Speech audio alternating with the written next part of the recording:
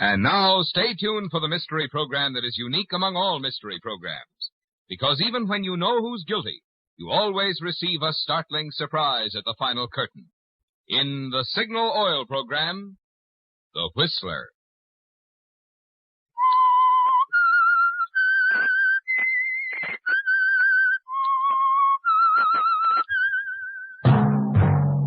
Signal, the famous Go Farther gasoline, invite you to sit back and enjoy another strange story by The Whistler.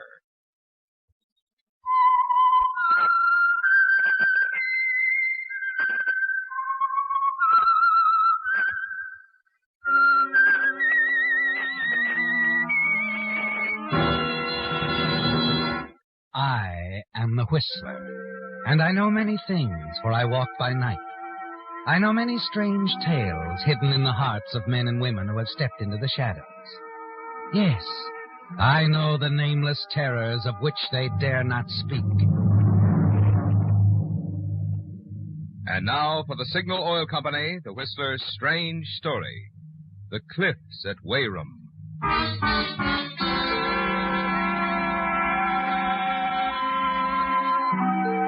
The early morning fog moved in and about the scene in swirling, misty patches. Beneath it, adding its own lonely rhythm of sound, was the sea. The cliffs rose high above, dominating it all. But Paul Galvin and the sheriff were oblivious to the cliffs, the weather, and the sound of the sea. Their attentions were focused on the still, limp form of the man who had been Mario Lovetti. Paul Galvin had made the discovery and sent for the sheriff. Mario Lovetti. Ever hear the name, Paul? No, he's a complete stranger to me. I'm sure he's a complete stranger to the village of Weyrum, too. I know it's odd that he'd come here to kill himself. Well, it could have been an accident, I suppose. Uh-huh. Yeah, it looks like he fell from a spot very close to your place. Paul, was Mr. Galvin expecting anyone last night? Any visitors? Uncle Kurt? Mm-hmm. No, not that I know of, Sheriff. Of course, you can come up to the house and we'll ask him. Yeah, it might be a good idea. Anyway, I can call from up there. Have the body removed. Yeah, come on. We can take the path up the cliffs.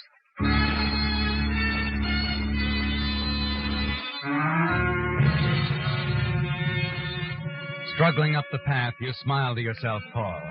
The fact of Mario Lovetti's strange death is going to make a difference in your life, isn't it? Yes, a big difference. You're disappointed that your Uncle Kurt Galvin is not in the house when you arrive with the sheriff. But it doesn't really matter. You let the sheriff use the telephone for his calls, finally bid him goodbye, and then hurry down to the village. The cabin cruiser is tied up alongside a small dock, just as you expected. And also as you expected, Kurt is on board. You can hear him whistling as you approach. He's happily polishing the brasswork on the starboard rail. Kurt? Uncle Kurt? Huh? Oh, Paul. Come aboard. Thanks. What brings you down here? There's, been an accident, Kurt. Accident? Yeah, a man fell from the cliffs. Happened during the night. That's so. That's too bad. Yeah, isn't it? Not only for Mr. Lovetti. What are you talking about? You know, Uncle Kurt, things are going to be run a little differently around the old homestead from now on. Very differently, I should say. Oh? Yes. You see, I've wanted to take over the management of the Galvin interest for some time now. Handle my own money. Think you're big enough to handle the job, do you? I was out on the cliff path last night. I saw who pushed Mario Lovetti over. Well? The sheriff wants to talk to you. I'll talk to him. But so will I. Unless I let you start running things? Forget it, Paul. Mario Lovetti had the idea that he could change things, too. For both of us. I don't understand. Sit down, Paul. I think I've got a bit of shot for you. You're wasting your time, Kurt. We're going to have an understanding, or I'll go to the police. Sit down. We'll have an understanding, a good one. Let me light my pipe here. This is quite a story. You know, this Mario Lovetti spent some time in Italy. So? He ran into something very interesting over there. I never thought I'd have to tell you. But you're not Paul Galvin. What? No need to get excited, Paul. It's pretty simple. When my brother and his wife were killed in that auto accident over there... Oh, that was 20 years ago. What's that got to do with this? Listen, will you? I went over to bring young Paul home. I was to manage the estate till I thought he was old I enough. know all about that. But you don't know, and neither does anyone else. That young Paul died of fever at the tender age of 4. This is ridiculous. It's something you're inventing. No. I've proof, don't worry. Proof that I picked you up and passed you off as my nephew. I don't believe it. You see, I'd never had much money of my own, and, well, I didn't want to lose control of the estate. It's been a mighty comfortable arrangement for both of us. I'm not Paul Galvin. Your real name, if you're interested, is Angelo Cortesi. I believe your father was a well-digger or something like that. Not Paul Galvin. That's why I had to get rid of Mario Lovetti. That's why you killed him. Shoved him off the cliff. Yes. You would have tried to change things, too. You're a wealthy man, Paul, but only as my nephew. Otherwise, you're... Nothing. You get the idea. I give you enough, my boy, more than you could acquire any other way. Unless, of course, you wanted to try working. Skip it, Kurt. Uncle. Now you're seeing the light, eh? And you won't go running to the police? Hardly. Of course not. And I'll go right on running things, won't I, Paul?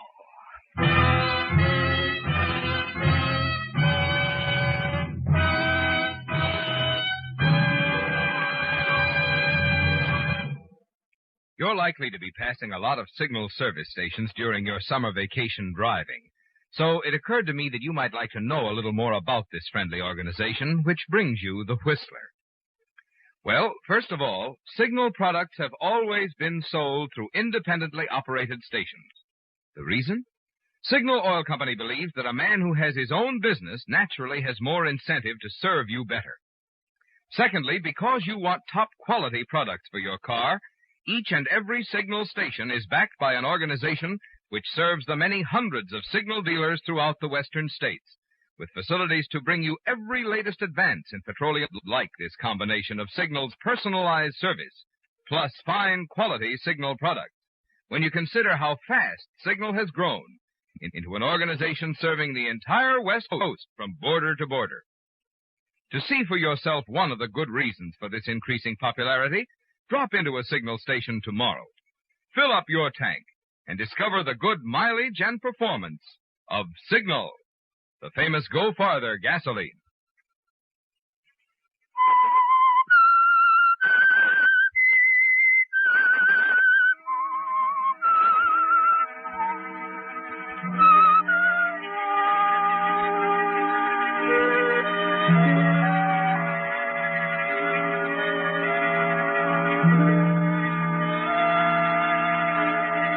Well, Paul, you're back in your same position. Your Uncle Kurt's told you that you're not Paul Galvin at all, that he brought you from Italy as a child and passed you off these many years. And now you can't say or do anything about it. It doesn't seem possible, does it, Paul? Especially as you stand in the great hall of the house on the cliffs. Stare up at a pair of oil paintings which until now you believed to be portraits of your own parents. And as you stand there, one of the servants provides you with another shock, as he mentions what he thinks is simply a bit of news to you. Yes, Mr. Paul, that's what I heard, that this Mario Lovetti wasn't alone in the village the other evening. Nick, you say someone saw him driving in a car? Yes, with a woman. The sheriff is trying to find her. He believes she might shed some light on the mystery. Oh, well, it's no mystery. A man falls or jumps from a high place. It happens every day. Yes, sir. I just thought you'd want to know about it, sir.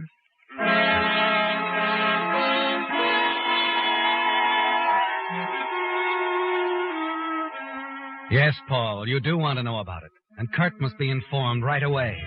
Must be told that there's someone else, a woman, who might have shared the information that brought on Mario Lovetti's sudden death.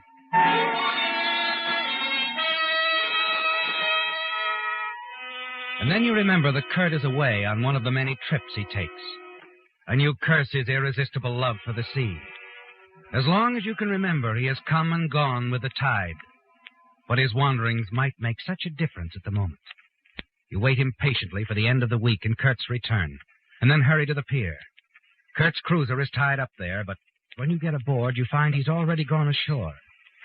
And then from inside the cabin, you happen to glance out a porthole, stare puzzled at a girl who's advancing along the pier towards you.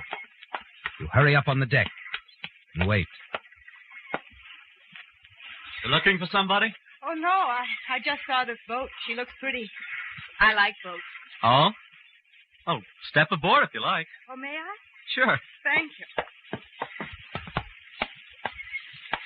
Oh, my, she is a trim little craft. Yeah. I'm vacationing down here. Rented a cottage in the village. Oh, nice. Oh, I'm Paul Galvin. I'm Eva Williams. You have that big house on the cliffs, don't you? Why, yes. Oh, it's beautiful. And this is your boat? Oh, it's my uncle's, Kirk Galvin. But how did you know I lived up there? Oh, the Galvin estate was pointed out to me. There was an accident several days ago, wasn't there? A man fell off the cliffs. Yes, he was a stranger. You didn't know him? Know him? Me? Why should I? Oh, no reason. It's just that we don't have many visitors down here. No, I don't understand that. I like it here very much. People are friendly. Ask other people aboard their boats. Well, I could be friendlier than that, Miss Williams. Eva. Eva? Yeah, I'd like to show you about the place, such as it is. Perhaps tomorrow afternoon, if you'd care to have me drive into the village and meet you. Oh, I'd like that very much. You haven't a car yourself? No, I haven't. Well, I'll drive in about 2. Where are you staying? At the Shore Cottages. Number 5. Shore Cottages, number 5. I'll be there, Eva.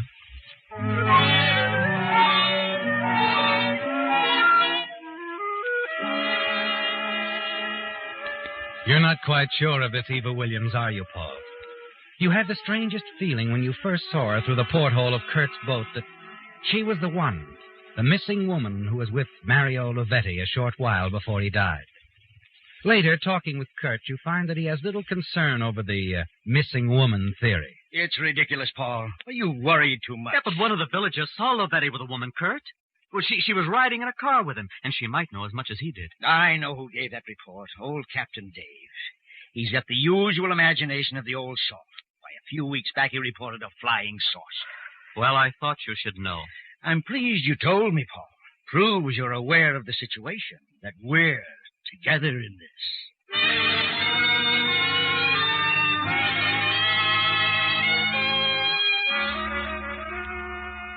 Perhaps he's right about the mystery woman, Paul. Perhaps she exists only in old Captain Dave's imagination. You meet Eva the next day, and in the days that follow, you'll find yourself spending more and more time with her. She's an attractive girl, isn't she, Paul? And you're becoming quite fond of her and sense somehow she's interested in you, too. Then late one evening after dinner, the two of you sit alone before the great fireplace at the inn, sipping your drinks, listening to the storm outside. You've been kind of quiet all evening. Was something on your mind? Yes. You want to talk about it? Yes, I guess I do. You know, it's funny sometimes, the way things work out, just the way you expected. I knew a long time ago, Paul, it would happen this way. And it has. What do you mean? When the real thing came along, I'd know it in an instant. I knew it the day we met at the boat. Eva, are you telling me that... I'm in love with you, Paul. Oh, Eva, darling. No, wait, Paul. There's something I've got to tell you. It's very important. My name isn't Williams. It's Lavetti. Lavetti? That man... Found at the bottom of the cliffs. My brother. I see. Then you were Yes, I was with him that night. He'd asked me to drive him down here. He got out of the car not far from your house and told me to wait for him in the village. Well, I waited all night. The next morning, I heard he'd been found at the cliffs. An accident, of course. You know, that path is rather treacherous. I don't think it was an accident, Paul. Oh? Mario was up to something. He wouldn't tell me what, but I had an idea that whatever it was, it wasn't very honest. One thing I do know. He was to meet a man named Galvin. He told you that? Yes. And then when I heard someone named Paul Galvin had found him, I began to wonder. Oh, now, see here, Eva, let me finish, Paul, please. That same morning, I drove back to town to Mario's apartment. I didn't know what I was looking for, but, well, it was a hunch. And that's when I found the letter. Letter? Addressed to Mario. The letter indicated the writer was willing to pay a certain sum of money, that a meeting was to be arranged. Mario was obviously blackmailing this man who signed the letter with an initial K. K, that could be Kurt, couldn't it, Paul? My uncle? Oh, really, Eva? You can't mean that you think... Yes, that's why I came back here, to see him. But instead, I ran into you first. And it happened to me. Just like that. Look, Eva, I'm sure Kurt had nothing to do with your brother's death. But that letter could make it look like you... Oh, darling, please, you've got to destroy it. I'm afraid it's too late for that, Paul. What do you mean? I mailed the letter to the sheriff's office this morning. You know this sudden turn in the tide of events is the beginning of the end, don't you, Paul? You sit there staring into the fire. It had all gone well until now, hadn't it, Paul? But now that Eva's mailed that letter to the sheriff, you know it's only a matter of time before Kurt is arrested. And when he is, you're certain he'll expose you as an imposter. The Galvin fortune will slip from your grasp. You can't risk losing that fortune, can you, Paul? You know now you'll do anything to save it. I'm sorry, Paul. I had to do it. As much as I love you, knowing it could mean the end of everything for us, I had to do it.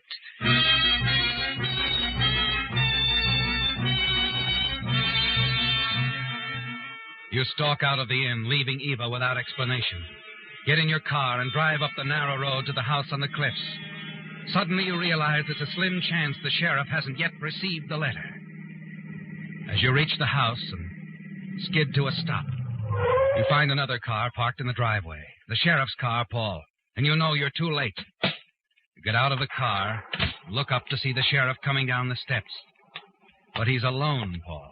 Oh, Paul, have you any idea where Kurt is? Kurt? Uh-huh. Isn't he home? Nope, your housekeeper said he left this afternoon. Oh, that's right, he did. Did he say where he was going? No, he didn't say. Why, Sheriff, is there something important? Yes, very important. Well, now, look, if you want to leave a message, I'd be glad to see that he... I'll take care of it.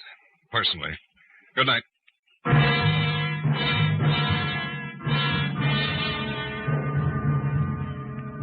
You remember now, don't you, Paul?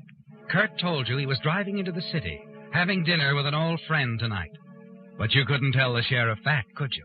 You hurry into the house, to Kurt's desk in the study. You're looking for the small black book of telephone numbers when your hand closes over the gun. Kurt's gun.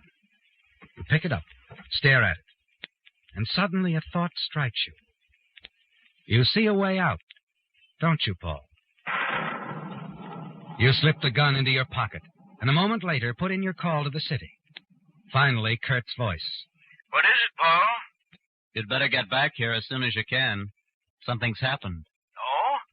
The sheriff was here asking for you. What did he want? I can't tell you now. Now, look, I'll be waiting for you at the boat. You'd better hurry. Oh, and, Kurt, don't let anyone see you.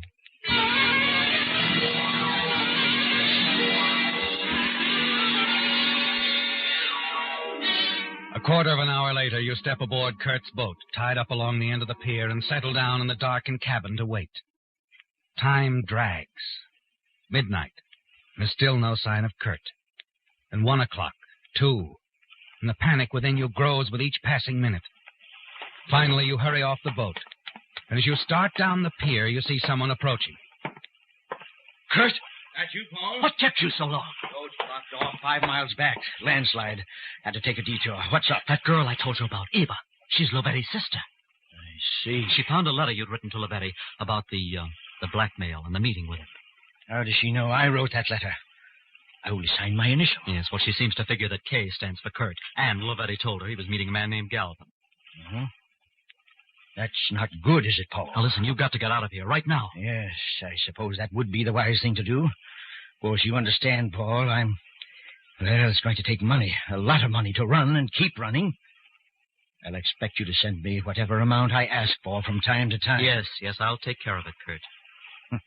Be sure you do. You wouldn't want me to get caught, would you? Come on, let's get aboard.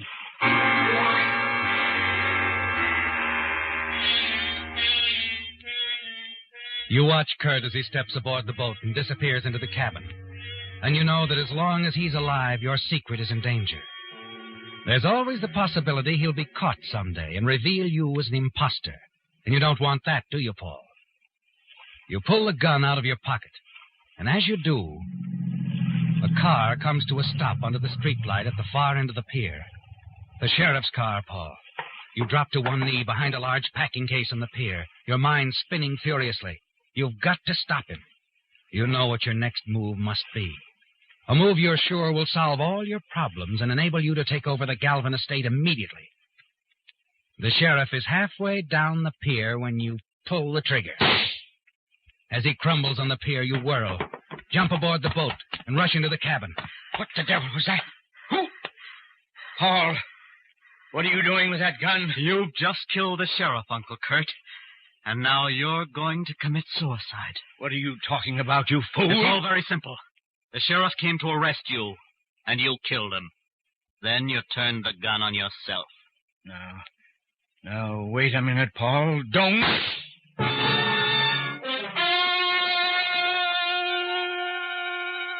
It's done, isn't it, Paul? Kurt is dead. You step over his body, press the gun into his right hand.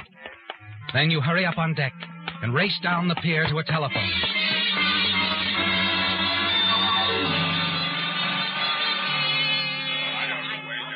Five minutes later, the pier is alive with excited villagers gathered around the still form of the sheriff. Two of his deputies are bending over him. He'll be all right. Coming around now. Bullet just creased his skull. Oh, Galvin. Yes? Come on, let's step aside for a moment. Oh, all right. You were a little excited over the phone. How'd this happen? Well, I guess I'd better start at the beginning. Yeah.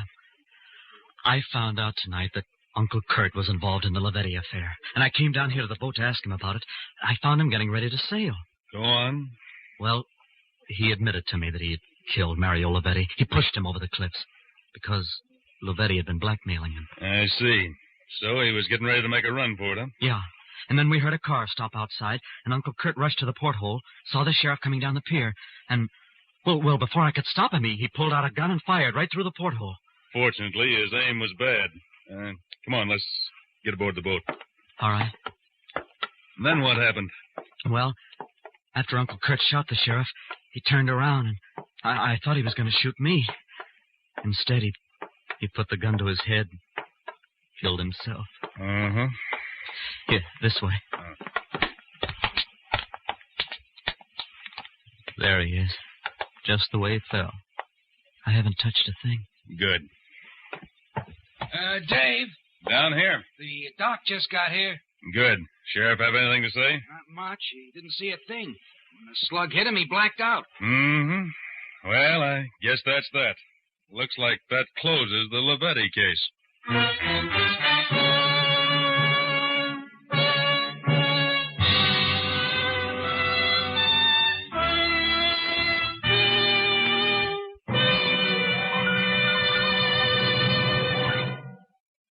Here's some hot weather mathematics for drivers. Take the temperature of the day. Add 2,800 degrees, the temperature inside the cylinder head of the average motor. That adds up to a lot of heat.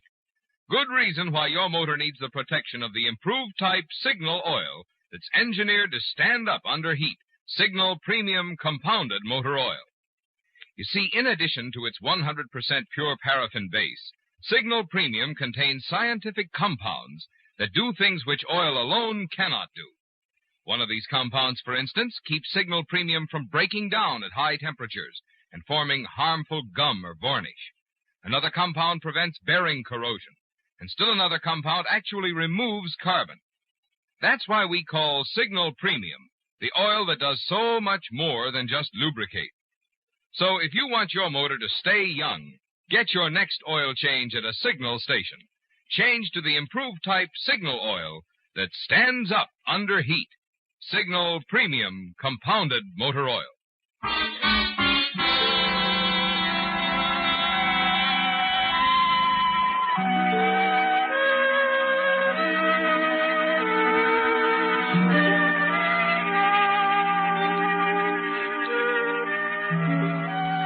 As you stand there in the cabin of Kurt's boat looking down on his body, you're sure you're in the clear, aren't you, Paul? Certain that the deputy sheriff believes your story. Yes, Kurt first tried to kill the sheriff, then turned the gun on himself, committed suicide. And in the deputy's own words, it looks like that closes the Lavetti case. You turn away now and look up at him. If you don't mind, I'd like to run along. I'm not... Just a minute, Paul. Afraid I'm going to have to ask you to come down to headquarters. Headquarters? What for? Paraffin test. Ever hear of it? I want to see if there are any traces of gunpowder on your hand. I think there will be. What are you driving at? I'm pretty certain now that Kurt didn't fire that shot at the sheriff. And that he didn't commit suicide. Oh, that's crazy. I tell you, That was a pretty solid story you gave me, Paul. Except for one thing. You tell me your uncle was standing at the porthole. Fired a shot through it at the sheriff. Yes. Step over here, will you? Look, I don't know what you're trying to prove. According to you, this all happened not more than 10 minutes ago. That's right. Take a look out of the porthole. Well, sure, but I don't understand what... Yeah. You're looking right at the pilings of the pier. No. Oh, no, it can't be. This porthole is at least 2 feet below the surface of the pier. You didn't figure on the sea when you dreamed up your story, did you, Paul? The tide's been going out for the last 3 hours.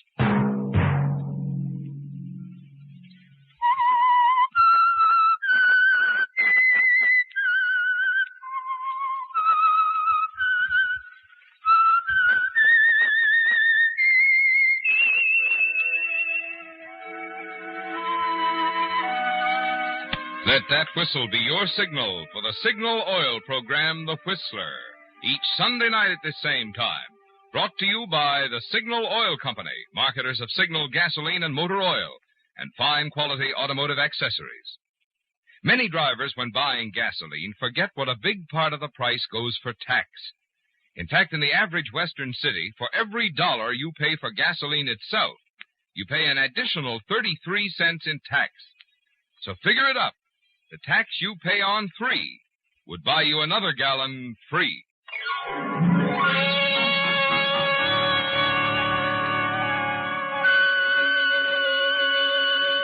Featured in tonight's story were Bill Forman, Jack Edwards, Joe Gilbert, and Leo Cleary. The Whistler was produced and directed by George W. Allen, with story by Adrian Jondeau, music by Wilbur Hatch, and was transmitted to our troops overseas by the Armed Forces Radio Service. The Whistler is entirely fictional, and all characters portrayed on The Whistler are also fictional. Any similarity of names or resemblance to persons living or dead is purely coincidental. Remember at this same time next Sunday, another strange tale by The Whistler. Marvin Miller speaking for the Signal Oil Company. This is CBS, the Columbia Broadcasting System.